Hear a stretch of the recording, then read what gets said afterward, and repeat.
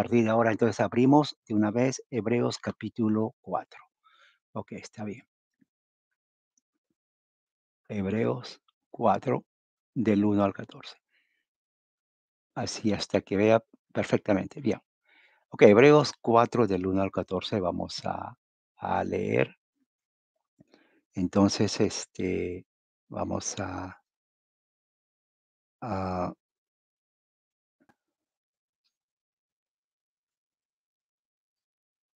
te pueden compartir con el resto de los hermanos también, porque ya no quiero abrir tampoco otra página, porque no sea de que se quede otra vez. Ok, Hebreos 4 de todas maneras, esto lo voy a compartir el tema.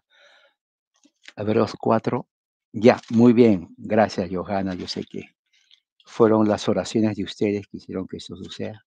Como dice el final de Ávila, fue el diablo, hermanos, metió la cola.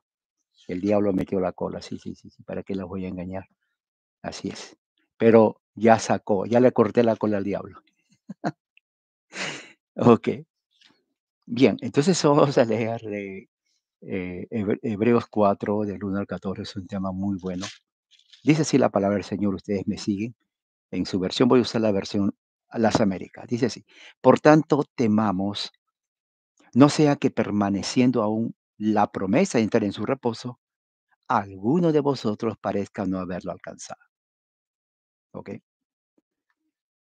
Porque en verdad a nosotros se nos ha anunciado la buena nueva. Voy a seguir con esto. Como también a ellos, pero la palabra que ellos oyeron no les aprovechó por no ir acompañada por la fe en los que la oyeron. Bien, porque los que hemos creído entramos en ese reposo tal como Él ha dicho. ¿Ok? Dice, como juré en mi ira, no entrarán en mi reposo, aunque las obras de Él estaban acabadas desde la función del mundo. Porque así ha dicho en cierto lugar acerca del séptimo día, y Dios reposó en el séptimo día de todas sus obras. Y otra vez en este pasaje, no entrarán en mi reposo. Bien. Por tanto, puesto que todavía falta que algunos entren en él, aquellos a quienes antes se les anunció la buena nueva no entraron por causa de su desobediencia. Dios otra vez reunía hoy, diciendo por medio de David, después de mucho tiempo, como se ha dicho antes, si oís hoy su voz, no endurezcáis vuestros corazones. Porque si Josué les hubiera dado reposo, Dios no habría hablado de otro día después de ese. Queda por tanto un reposo sagrado para el pueblo de Dios, pues el que ha entrado a su reposo, él mismo reposaba de sus obras como Dios reposó de las suyas. Por tanto, esforcémonos por entrar en ese reposo, no sea que alguno caiga siguiendo un mismo ejemplo de desobediencia. Porque la palabra de Dios es viva y eficaz y más cortante que cualquier espada de dos filos, penetra hasta la división del alma y el espíritu, de las coyunturas y los tuétanos, y es poderosa para discernir los pensamientos y las intenciones del corazón. Bienvenida otra vez, Loreta. Y no hay cosa creada oculta a su vista, sino que todas las cosas están al descubierto y desnudas ante los ojos de aquel a quien tenemos que dar cuenta. Tremendo esto, ¿eh? 14. Teniendo pues un gran sumo sacerdote que trascendió los cielos, Jesús, el Hijo de Dios, retengamos nuestra fe, porque no tenemos un sumo sacerdote que no pueda compadecerse de nuestras flaquezas, sino uno que ha sido tentado en todo como nosotros, pero sin pecado. Por tanto, acerquémonos con confianza al trono de la gracia para que recibamos misericordia y hallemos gracia para la ayuda oportuna. Esta es palabra del Señor. Y bueno, este texto es tremendo. Es más, este texto, esto lo voy a poner, tengo el documento, lo voy a compartir. Ese texto empieza en el capítulo 3, donde dice Jesús superior a Moisés. Aunque, por ejemplo, en el capítulo 3, versículo 6 dice, Cristo fue fiel como hijo sobre la casa de Dios. Y mira lo que dice, cuya casa somos nosotros. Ahora, bien interesante, porque según el autor de Hebreos, la casa de Dios no es el edificio, ¿ok? La casa de Dios no es el templo, no es la iglesia, ¿no? La casa de Dios, dice, somos nosotros. ¿Quiénes son nosotros? ¿A quién está hablando el autor de Hebreos? Muchos no saben quién fue el autor de Hebreos porque el libro no lo dice. Muchos dicen que es Pablo, Apolos, Bernabé, otros dicen que es Lucas, otros dicen que es Clemente. No hay un consenso en cuanto a quién fue el autor de Hebreos. Y ya que no hay un consenso, yo me inclino más a que fue el apóstol Pablo. ¿Ok?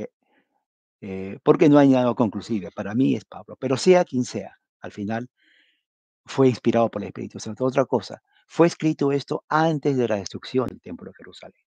El Templo de Jerusalén fue destruido en el año 70. Este texto, basado en la evidencia interna y la mayoría de los eruditos, fue escrito antes del año 70. ¿Por qué? Por la sencilla razón de que todo el libro de Hebreos, cuando usted lo lea, va a hablar de la comparación del sacrificio que hacen en el templo con el sacrificio de Cristo. Hace una comparación entre los rituales del templo, ¿no? Cuando matan al cordero, la sangre y la muerte de Jesucristo. Y la comparación entre Moisés y Jesucristo. Esta es una de las comparaciones. Cristo fue fiel como hijo sobre la casa de Dios que somos nosotros. O sea, la iglesia de personas, no el templo, no la denominación. O sea, que alguien dice, bueno, yo pertenezco a la iglesia bautista o inclusive presbiteriana. No, no, eso no es la casa de Dios como denominación. Son los que estamos en Cristo. ¿Me entiende? O sea, porque Dios no ve denominación, Él no dice, a ver, yo soy episcopal o soy... Eso es del hombre. Uno hace eso, ¿no? Uno se identifica así. Dios no ve así. Pablo dice, Dios conoce a los que son suyos.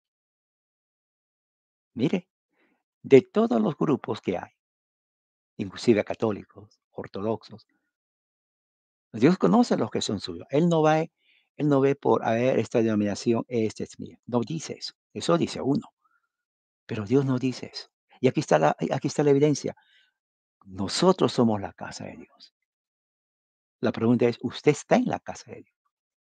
Eso es diferente. Eso es ya que usted se autoexamine. Dice, si retenemos condición firme hasta el fin nuestra confianza y la gloria de nuestra esperanza. Interesante porque esa condicional, si retenemos, somos la casa de Dios. Da a entender como que no todos son de la casa de Dios, o serán. Es evidente. Eso lo dice Juan mismo, ¿no? En su carta, y quiero leer esa parte, está en la primera carta de Juan, está en el 19.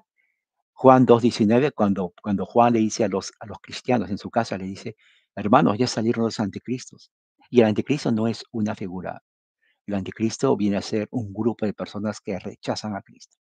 Dice Juan 2:19, dice, salieron de nosotros. Escuche bien, eran parte de ellos.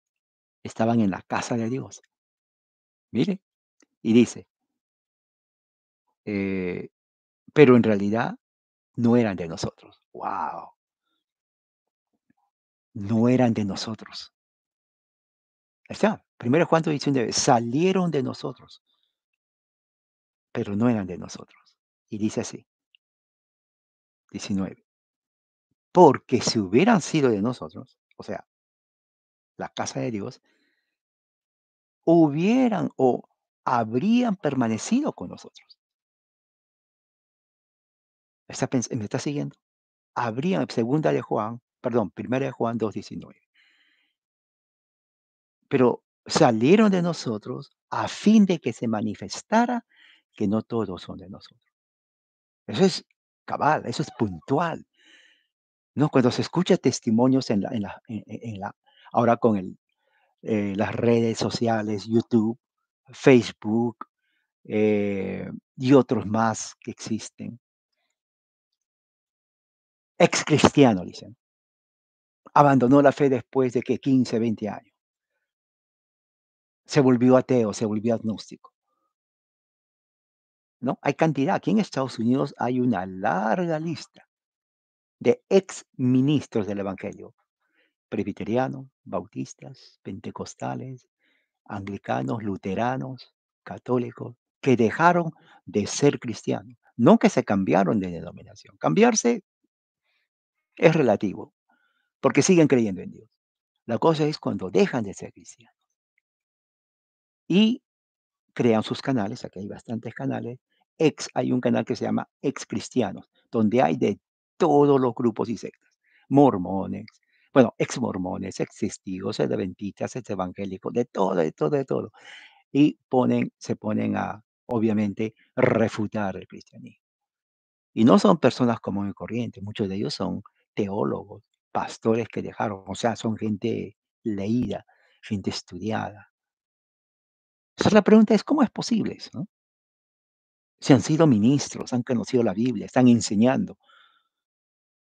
¿Cómo es que de un momento a otro no solamente salen, sino que atacan la fe? Bueno, Juan en una forma muy corta dice, si habrían permanecido con nosotros, dice, no se hubieran salido. Pero lo hicieron para manifestar que no todos son de nosotros. En el inglés dice exactamente parecido, dice, ellos, they went out from us, o sea, salieron de nosotros, pero no fueron realmente de nosotros. ¿Me entiende? Y eso sucede en todas partes, inclusive en política también. O sea, en todas las áreas siempre hay aquellos que son parte de algo, pero realmente no son de ahí. O sea, su corazón no está ahí.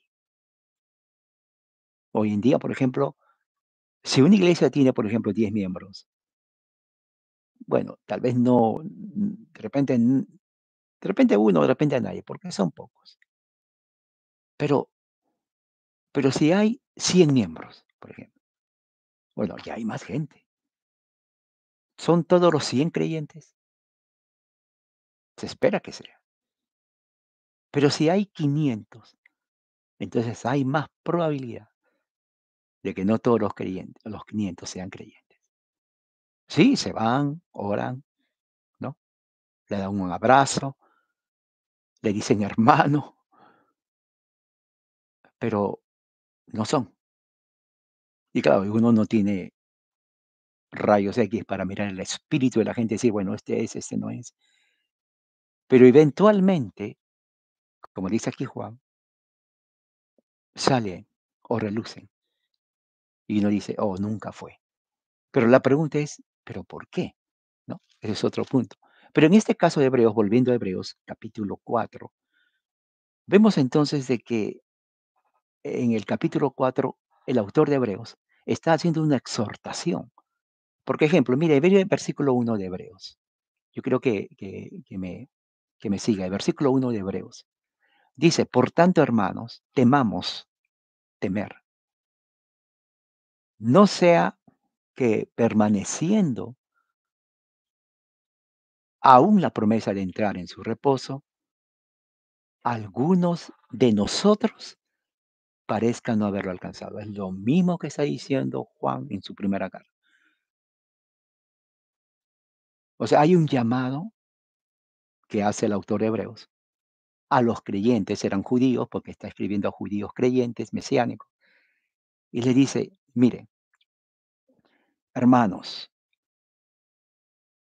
por tanto, el por tanto significa una conclusión de algo.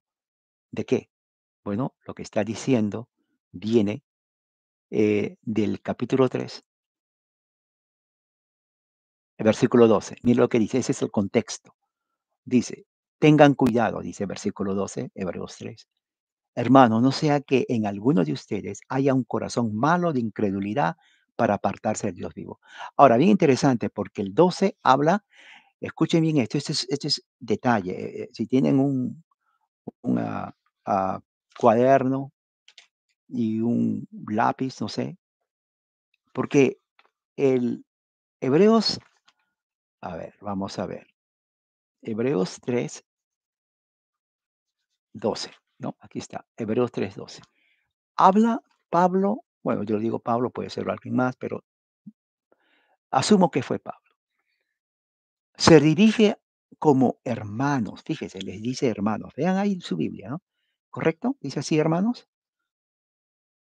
Hermanos, plural, hermanos, ¿no? Ahí está, hermanos. Pero después dice, no sea que en alguno de ustedes, o sea, en los hermanos, haya un corazón malo de incredulidad, o sea, un sentimiento de que a pesar que son hermanos, son qué? Incrédulos. Ahora, uno dice, ¿cómo es posible que un creyente sea incrédulo? ¿No? Uno se hace esas preguntas, se pregunta el texto. A ver, el texto me dice, hermanos, muy bien, o sea, hermano es creyente. No sea que alguno de ustedes o en alguno de ustedes haya un corazón malo de incredulidad. Él no sabe, pero el hecho de que dice eso es porque existe la posibilidad, y sí lo hubo, lo hay y lo será, de alguien que aún llamándose creyente o hermano, sea incrédulo. Y miren lo que dice ahí, dice, para apartarse del Dios vivo.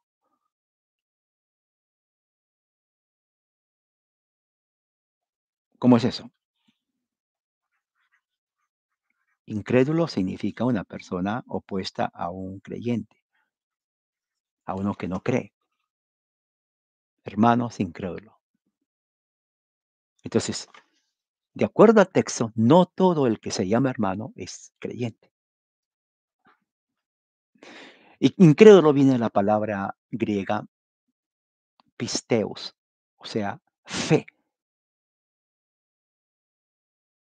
No necesariamente dice que es ateo, porque puede creer en Dios, pero el Dios que cree no es el Dios que enseña la Escritura.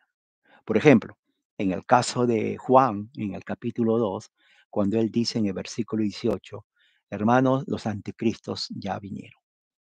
Los anticristos no rechazaron a Cristo ni a Dios, eran creyentes. El problema fue que ellos eran gnósticos y para ellos Cristo había venido, pero en espíritu, no en carne, y salieron de la iglesia. O sea, mientras los apóstoles predicaban, esto es algo increíble, había gente que no creía en el mensaje apostólico.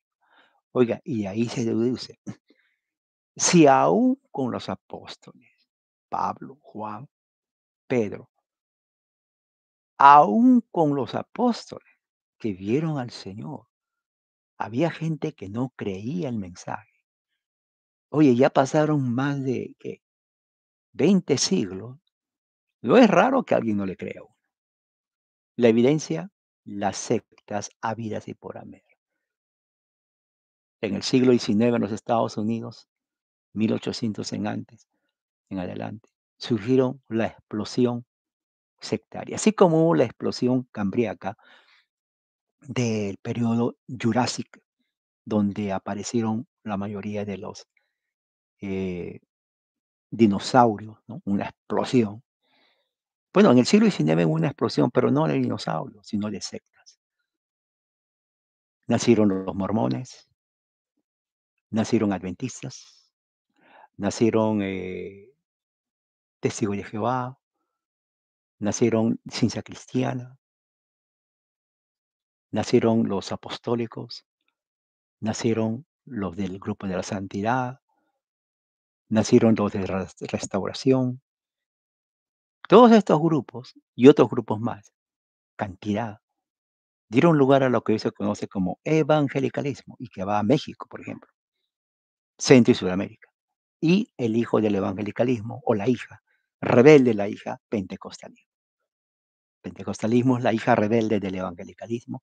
Rebelde porque le da la gana, hace lo que le da la gana. Siempre, desde que nació hizo lo que le da la gana, ¿no? Yo quiero orar en lenguas, aunque ustedes no lo crean, y se separan en más. Entonces, la hija rebelde del evangelicalismo llamado pentecostalismo viaja a México, ¿no? La primera pentecostal que va a México, Rosita López. a pionera en México. Luego luego de ahí viajan los pentecostales a Centroamérica, Guatemala, ¿no? El Salvador, ¿no? Y así todo Centroamérica. Luego van bajando, Colombia, Ecuador, Perú, Chile. En Chile, pues, entran ahí los pentecostales con fuerza en Chile. Estamos hablando de 1900 y algo. O sea, ¿de dónde sale todo esto? Justamente de personas que inventan su propia teología. Creen en Dios, ¿no? Usted habla con ellos, creen en Dios, llevan la Biblia, pero su teología ellos lo hacen. Se copian de uno, le manipulan algunas cosas, cambian, quitan, ponen, distorsionan y ya hicieron su iglesia. Por ejemplo, hablar en lenguas, había grupos que decían que cuando apareció el pentecostalismo, que hablar en lenguas son lenguas angelicales, o sea que no se puede traducir, bla, bla, bla, y un montón de cosas. Habían otros grupos que decían, sí, hay lenguas, pero no son esas lenguas, decía ese grupo. Mire, son lenguas de idiomas actuales, por ejemplo, inglés, chino, africano, japonés, etcétera. Y criticaban al otro grupo que decía que eran lenguas que no se entendían, se criticaron. Había un tercer grupo que decía, sí, hay lenguas, es cierto, pero de nada sirve hablar si no hay traductor. O sea, como los grupos pentecostales hablaban, hablaban y se tiraban al piso, bla, pero no había traductor. Decía, entonces eso no es lengua. Porque para que sea verdad tiene que ser uno en orden, hablar dos o tres, no como G. Ávila y otros, y un traductor que inmediatamente lo traduzca. Si no existe eso, no existe lengua de verdad. O sea, cada uno ponía sus condiciones. ¿Se dan cuenta? ¿Por qué? Porque pues como no hay una regla general, pues cada uno es libre de interpretar como le da la gana. Eso es. Si no te gusta, a ti no te gusta lo que yo hago, no hay problema. Vete al frente, ahí hay otro. Así. Y eso es. Entonces, en el tiempo de los hebreos, no había esa situación, pero ya estaba la semilla. Habían aquellos, como dice aquí, ¿no? Hermanos, no sea que permaneciendo en la promesa de entrar en su reposo, algunos de ustedes parezcan haber alcanzado. O sea, el mensaje era para judíos, cristianos, que estaban siendo tentados por los judíos o judaizantes a que practiquen la ley de Moisés. O sea, ellos le decían, bueno, si crees en tu Cristo está bien, pero recuerda, tienes que guardar el sábado, número uno, porque si no guardas el sábado, o sea, el séptimo día, como fue ayer, entonces tú estás en desobediencia con Dios. Dos, tienes que circuncidarte, porque la circuncisión es la señal del pacto. O sea, sábado, circuncisión, y también tienes que sacrificar. Tienes que ir al templo llevando tu cordero y guardar todas las fiestas judaicas. Entonces los cristianos estaban confundidos y decían, ¿cómo es eso? O sea, aparte de creer en Jesús, ¿tengo que guardar la ley? Exacto. Pero eso no nos enseñó Pablo. Y ahí fue cuando a Pablo le decían, no, él es un falso apóstol. Eso lo pueden ver en 2 Corintios 7, me parece. Pero está en 2 Corintios. Pablo es un falso apóstol, sí, porque él, número uno, odia la ley de Moisés. Número dos, Pablo eh, rechaza el sábado y rechaza las tradiciones de los patriarcas. Entonces ustedes, si quieren ser verdaderamente aceptos para Dios, tienen que guardar la ley, tienen que circuncidarse. Bueno, si ya lo están, ok, pero tienen que volver al sábado, tienen que ir a la sinagoga, tienen que hacer prácticamente todo lo que Pablo dice que lo haga. Entonces eso llegó a la oída, a los oídos de Pablo o del autor de Hebreos y dijo, ¿qué? ¿Eso le dijeron? Sí, para nada. Entonces él escribe esta carta demostrando la superioridad de Jesucristo sobre Moisés, la superioridad del nuevo pacto en Cristo sobre el antiguo pacto de Moisés. Fíjese. Y ahí pone todas las razones y hace un paralelo por qué Cristo Y el evangelio y el pacto, nuevo pacto, es superior y mejor al pacto mosaico. Y el pacto mosaico está desapareciendo y el pacto o el nuevo pacto de gracia es permanente. Por eso el libro de Hebreos es importante, hermano. Hoy, cuando terminemos, haga un tiempo, una hora y lea. Entonces vemos que el versículo 1 se está dirigiendo a cristianos judíos que estaban siendo tentados a dejar el evangelio verdadero y entrar otra vez al judaísmo. 2 dice, porque en verdad a nosotros se nos ha anunciado la buena nueva. Fíjese, buena nueva es evangelio. O sea, Pablo está diciendo, miren, ustedes no necesitan regresar de donde salieron, porque en verdad, efectivamente, ¿no? Efectivamente, a ustedes se les predicó el evangelio. O sea, ya no tienen necesidad de nada. Si alguien viene a su casa, sí, somos estudiantes de la Biblia, del reino de Dios. Oh, eh, queremos compartir con ustedes las buenas nuevas del reino. Cuando usted muera, ¿a dónde irá? Mire, Señor, no quiero perder el tiempo. A mí se me anunció el verdadero evangelio. Ahora, si usted está preocupado en que si voy a tener entierro o no cuando muera, puede dar una ofrenda, pero no necesito otra religión. Ya tengo la buena nueva. Adiós, le cierro la puerta, voy a comer mi pan con chicharrón y se acabó. ¿Por qué? Porque el que tiene el evangelio de verdad ya no necesita escuchar otras cosas. O como dicen los amigos mormones, oiga, ¿usted sabía que Cristo vino a los Estados Unidos? ¿Qué? Eh, Es un cuento increíble, pero aunque parezca mentira, los mormones han sobrepasado inclusive a los luteranos, para que se dé cuenta. Es un gran desafío. Dice, como también a ellos la palabra que ellos oyeron no se les aprovechó. ¿Quiénes son ellos? Pablo está dirigiéndose a los israelitas y al tiempo de Moisés. Si alguien le pregunta a usted, oye, ¿desde cuándo se comenzó a predicar el Evangelio? No le diga, bueno, cuando Cristo vino, fue bautizado, fue tentado y ahí empezó. No, no, no, no, no, no. El Evangelio fue predicado desde antes. Y aquí está la prueba.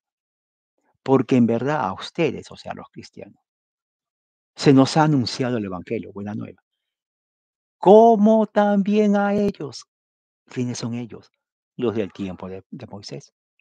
O sea, a los israelitas del desierto también se les predicó el Evangelio. ¿Qué? Dicen algunos. No, es que sí, sí, se les predicó el Evangelio. Ahí lo dice. Aquí está la prueba. Dice, a ver, muéstrame. Usted tranquilo,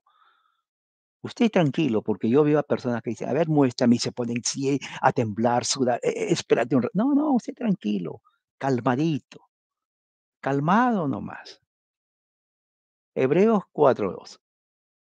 A ver, como también a ellos por la palabra que ellos oyeron no les aprovechó de no ir acompañada por la fe en los que la oyeron. Oh, oye, yo tengo aquí 50 años de ser evangélico, nunca ese pastor me leyó esto. Bueno, ahora ya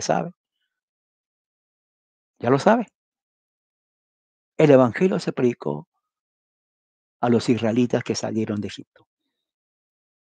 Pero dice, no se les aprovechó, o sea, ellos no aprovecharon, o de nada sirvió que se les predique el evangelio. ¿Por qué? Ahí lo dice, porque no tenían fe en los que oyeron. O sea, desde el principio entonces vemos de que el evangelio es por el oír y el oír por la palabra de Dios. O sea, ellos escucharon el evangelio, pero no creyeron. Entonces, el autor de Hebreos dice, mire, ellos no oyeron, fueron incrédulos. O sea, cuando dicen no oyeron, no es que estaban ciegos, sino que oyeron, pero no obedecieron. ¿Por qué? Porque cuando la palabra de Dios dice, oigan, lo que está diciendo es no oír lo que dice, sino creer en lo que están oyendo. Eso es la diferencia. Cuando la Biblia dice no oyeron, dicen, serán sordos, porque si son sordos no oyen. No, se refiere a que no creyeron lo que oyeron. A eso se refiere. ¿Se ven la diferencia? Entonces dice así. 3 porque los que hemos creído, fíjese, perfecto, hemos creído, o sea, hemos creído en el pasado y seguimos creyendo, ¿no? Lo que hemos creído, o sea, los creyentes, ¿creído en quién? En Cristo, dice, entramos en ese reposo. ¿Se dan cuenta? O sea, el reposo es Cristo. Necesitamos guardar un día sábado, como dicen los heréticos adventistas, de que, oh, el sábado es del Señor y que el sábado, porque si no, hoy día tienen la marca de la bestia, así enseñan los adventistas. Aquí en mi frente tengo, ¿no? Según ellos, el 666, ¿no? Para ellos no tiene el 666 en la frente. ¿Por qué? Porque uno está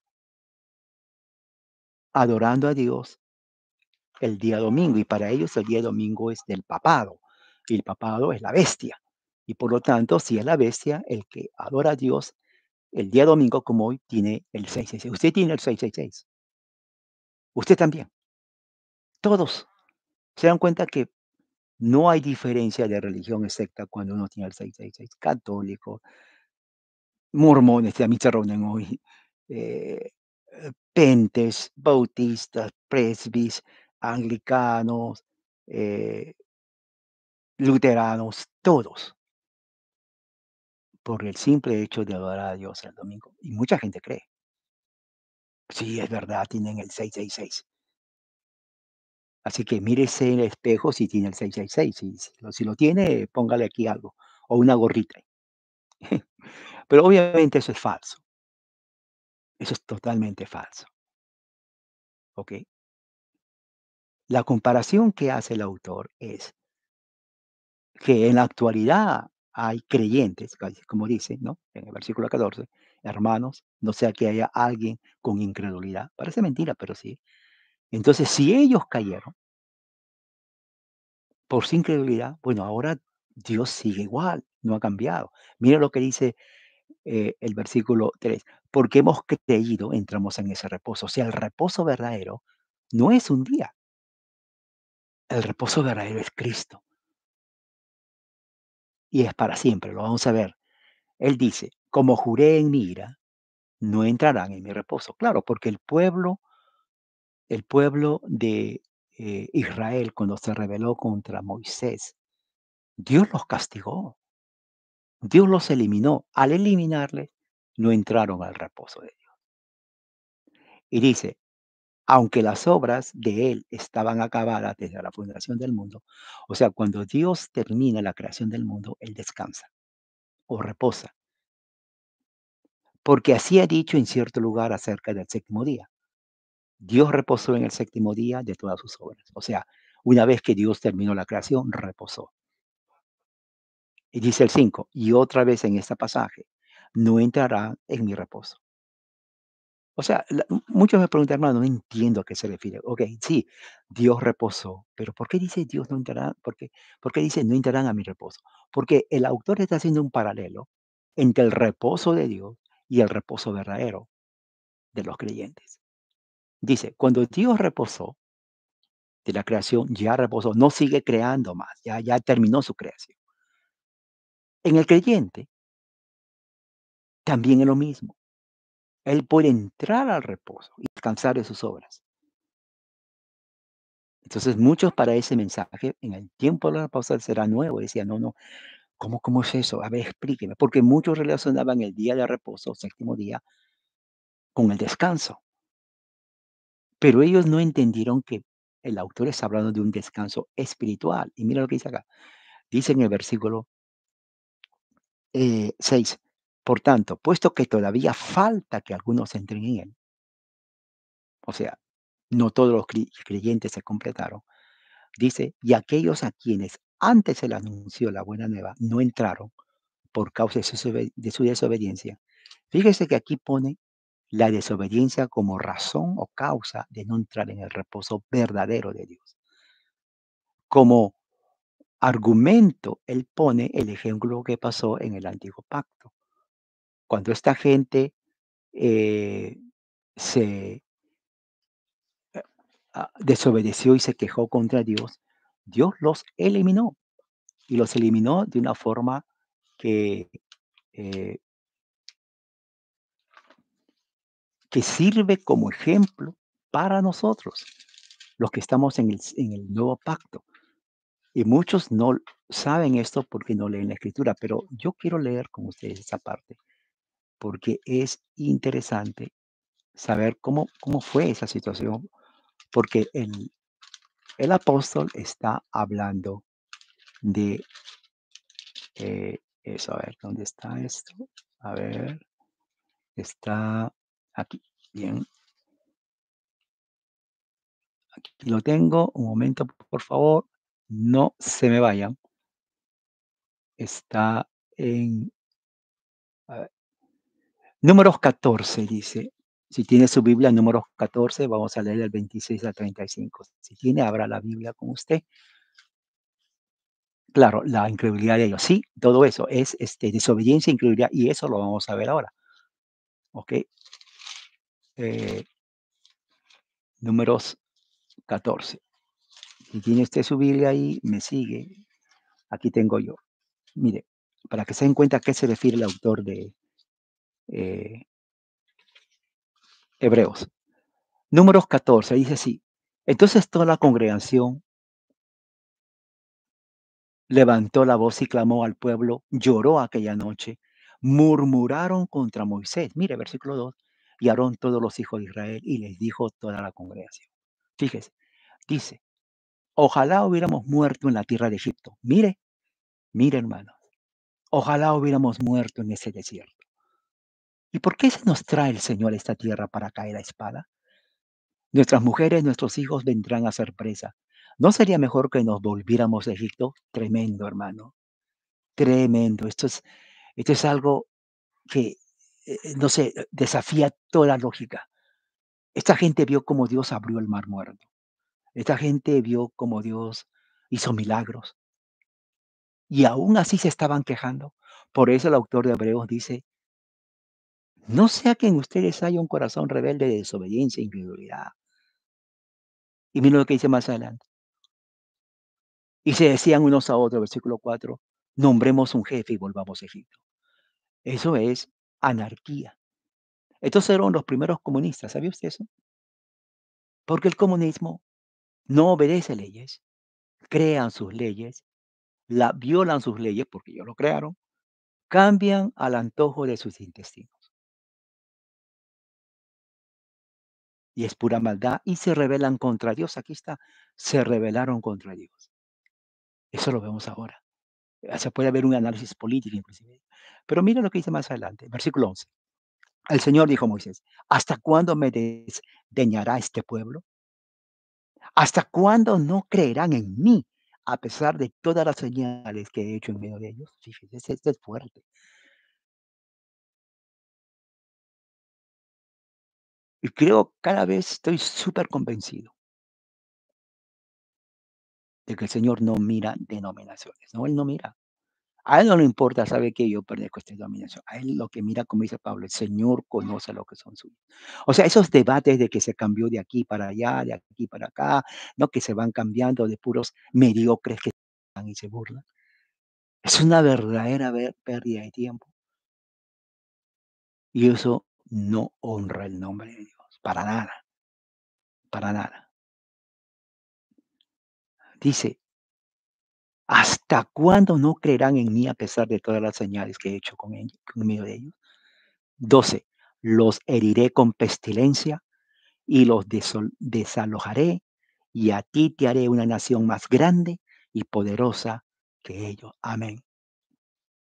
Fíjese, o sea, se quejaron contra Moisés, se quejaron contra Dios, y Dios les dice esto, yo les voy a destruir, y a ti, Moisés, te haré una nación más grande.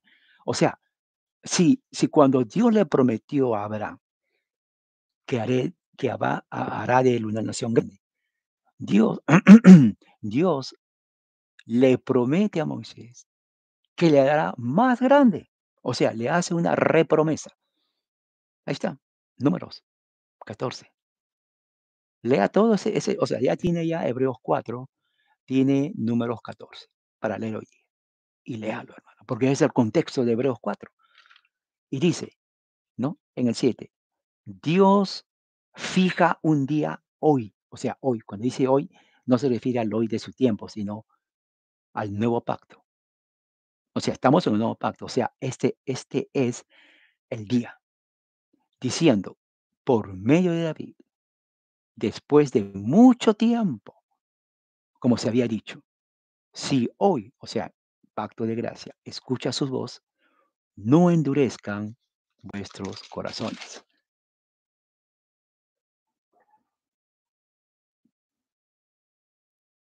El reposo verdadero no fue el que le dieron a Moisés, sino el que cree en Jesucristo. Ahora, bien interesante, en el tiempo de Moisés, cuando Dios eliminó a esa gente malagradecida, porque eran así malagradecidos, quejumbrosos, ellos tuvieron que creer en Cristo, o sea, no había de que, bueno, no hay Cristo, no voy a creer, no, por eso los eliminó, porque no tenían fe, eran rebeldes, desobedientes y no tuvieron fe. Desobediencia e incredulidad.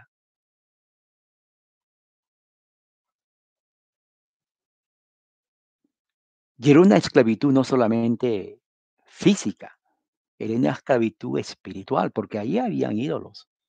O sea, el pueblo de Israel estuvo 400 años, ¿no? En una nación idólatra. Ellos conocían la religión egipcia.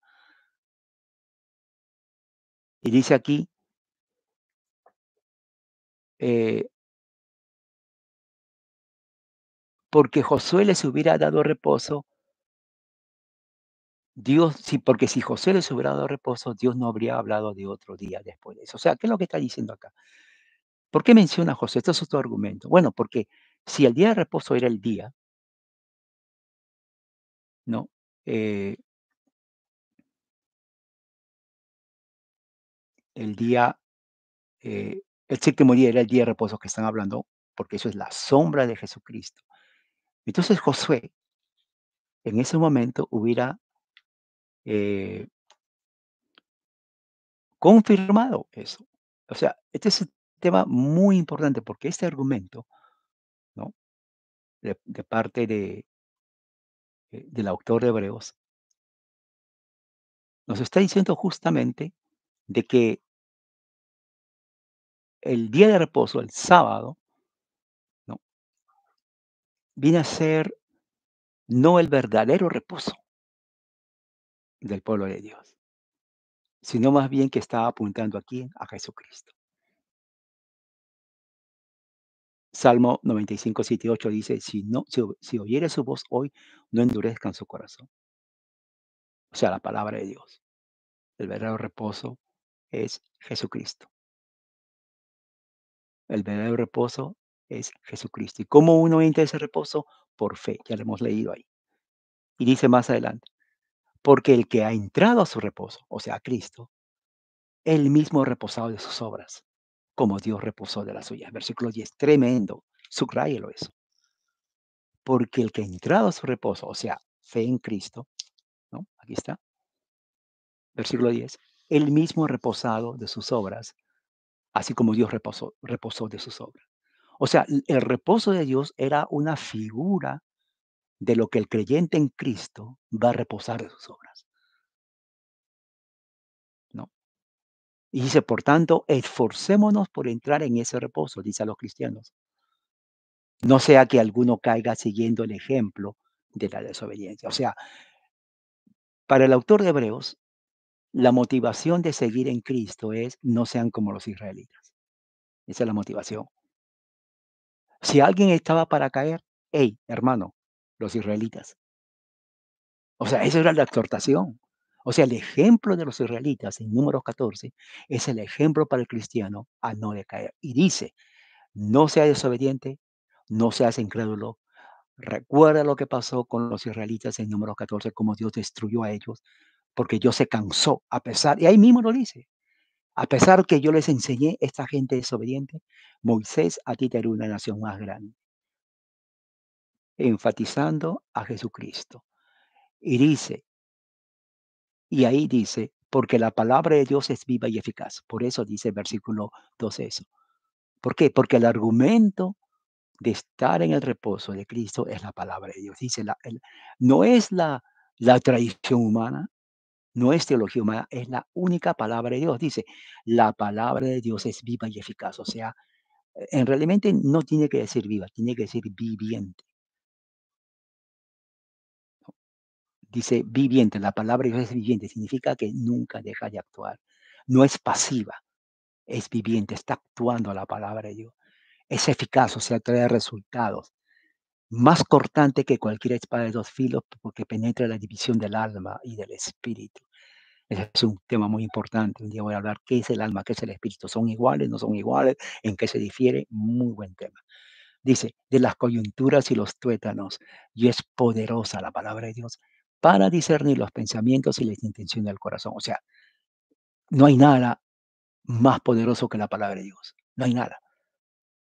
Concilios, cánones, absolutamente nada. La palabra de Dios misma es la única poderosa. Y dice 14, teniendo pues eh, un gran sumo sacerdote, Cristo, que trascendió a los cielos.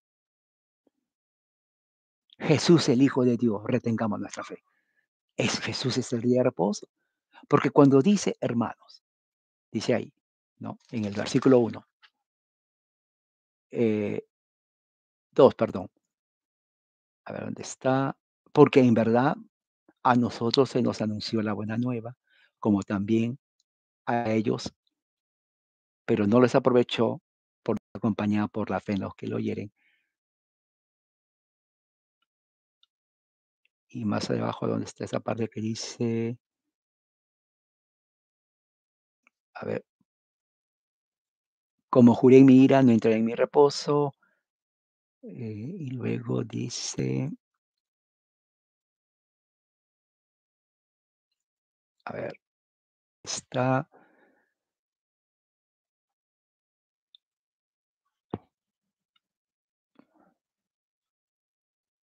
el versículo 14, sí. Tentado, pues es un sumo sacerdote, el gran sumo sacerdote que trascendió los cielos, Jesús, el Hijo de Dios, retengamos nuestra fe. O sea, siempre está el llamado a retener la fe. En el 11 dice, eso estaba buscando. Esforcémonos por entrar en ese reposo, no sea que alguno caiga, no debemos caer, siguiendo el mismo ejemplo de desobediencia. Y luego el 14 dice, retengamos nuestra fe, porque no tenemos un sacerdote que no pueda compadecerse de nuestras flaquezas, sino uno que ha sido tentado en todo como nosotros, pero sin pecado. Y dice, por tanto, acerquémonos con confianza al trono de la gracia para que recibamos misericordia y hallemos gracia para la ayuda oportuna. Es un tema que sigue, o sea, voy a terminar acá, pero el tema sigue, hermano. Yo creo que voy a tener que ah, hacer una segunda parte desde otro ángulo, porque el argumento es eh, clave. Uno, el primer argumento es que la promesa de Dios del descanso es real y aún está disponible en el nuevo pacto. ¿Ok? El descanso o el reposo no es un día, es Cristo. Dos, también vemos que Dios llama a los creyentes a entrar al reposo. Y parece contradictorio porque uno diría, bueno, si es creyente ya está en el reposo. No, porque vemos en el caso de Hebreos que los creyentes, muchos de esos creyentes, eran incrédulos. Parece contradictorio, ¿no? Porque creyente es creer, incrédulo no creer. ¿Cómo puede ser? Bueno, porque no creyeron las promesas de Dios como pasó con los israelitas. ¿Ok? Tres, la incredulidad y la desobediencia impiden que las personas o el creyente experimente este descanso o reposo, así como sucedió con los israelitas. ¿Queremos entender bien? Leamos Números 14, hermano. Recuerden, Números 14, todo el capítulo de Números 14, todo. Número 14. Ahí está. Todo el capítulo. Léanlo todo el capítulo detenidamente con su marcador. Marquen, porque ese es el contexto de Hebreos 3 y 4. Porque son tres capítulos, 3 y 4. Números 14. ¿Qué más? ¿ok? Eh, 4, la palabra de Dios es viviente y activa. Esta frase es una advertencia en contra de la incredulidad y la desobediencia, como cayeron los israelitas y fueron eliminados por Dios. Pero al mismo tiempo nos da la razón por qué debemos entrar al reposo. Uno, porque la palabra de Dios es viviente. O sea, no es una palabra muerta. El verbo está en el presente participio, significa que está actuando. La palabra de Dios siempre vive, viviendo, viviendo. Es como el río, no está estancado, ¿no? Hay agua estancada. No, eso no. Es el río viviente que fluye. Esa es la diferencia entre la palabra viviente y la idea del hombre. Una piscina, un lago está ahí, pero el río corre. Por eso Jesús dice, como ríos de agua viva. Es increíble la, la, ah, la comparación. Y por último, el verdadero reposo. Nunca se olvide es Jesucristo. El verdadero reposo es Jesucristo. Él mismo lo dice, ¿no? Dice, por ejemplo, eh, en Isaías 55:1 dice, referente a la palabra de Dios, dice, así será mi palabra que sale de mi boca.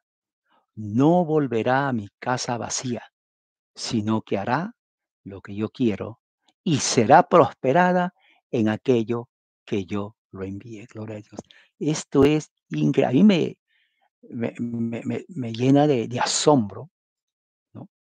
Cómo eh, esta palabra, ahí está, ahí lo puse, así será mi palabra que sale de mi boca. No volverá a mi vacía. Que ese sea el texto para terminar hoy. Medites en ese texto que está en Isaías 55:1. Es verdad. Y recuerde, la razón que los israelitas cayeron fue por desobediencia y por falta de fe. Falta de fe. Y eran partes del pacto. Y muchos dicen, bueno, si es del pacto no hay garantía. Bueno, hay otro asunto más, otro elemento. Porque eso sucede hoy en día. Hoy donde hay cantidad de miles de sectas habidas y por haber, creadas por hombres la mayoría, casi todas, o todas. Dios conoce a los suyos. Oremos. Padre, gracias porque hoy día hemos escuchado tu palabra, gracias por tu amor y misericordia. Y te pedimos, Señor, que lo que hayamos escuchado quede en nuestra mente y corazón. Gracias por todo, Señor, así como Jesucristo es nuestro reposo. Y así como tú hiciste a los israelitas en Números 14, como está ahí registrado. No queremos ser ahí, no queremos ser desobedientes, no queremos ser incrédulos. Más bien fortalece nuestra fe. En el nombre de Jesús, amén, hermanos. Que la gracia del Señor sea con todos ustedes. Recuerde hacer